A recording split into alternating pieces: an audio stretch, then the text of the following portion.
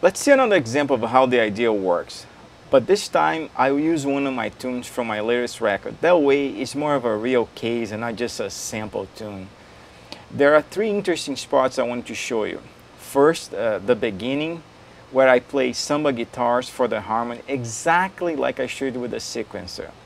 And if you use a stereo headphone, you hear better the effect. Okay, let's take a listen and I'll play right now.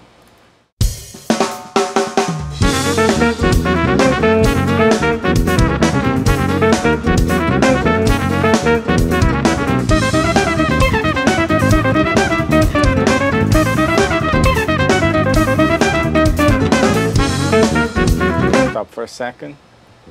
Let me move the cursor right here, because this was another interesting spot. It was during my solo. Jeff Andrews, the bassist, started to play a power walking bass line. It was really cool. Basically what he did was overlapping a jazz stylistic bass line to the rock groove. Okay, let's take a listen right now.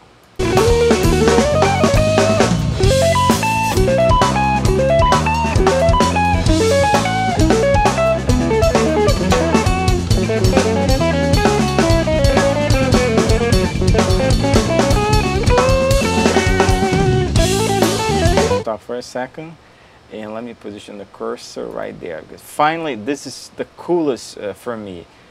It was during the second half of the trumpet solo where I play samba guitars and Jeff plays a samba bass line, but Bernie Galan, the drummer, kept playing rock, which was exactly what I want. And that was really, really cool, and gave a really nice groove for Alvis Zucchi, the trumpet player, to solo on top. Yeah, let's take a listen. Okay, let's play.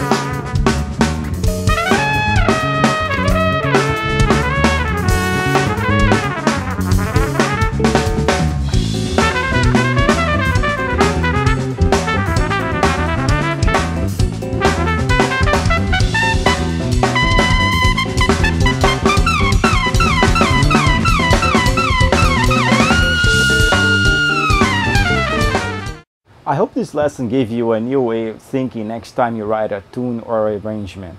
Just to recap, the basic idea is to mix different rhythm section stylistic patterns more at the instrument level. I showed you how I did using samba guitars on top of a rock groove. I showed you with the sequencer, the sample tune, and in my latest record, Fusion Brazil 2, a new concept. In both cases, it worked really well for me. But like I said before, the possibilities are endless.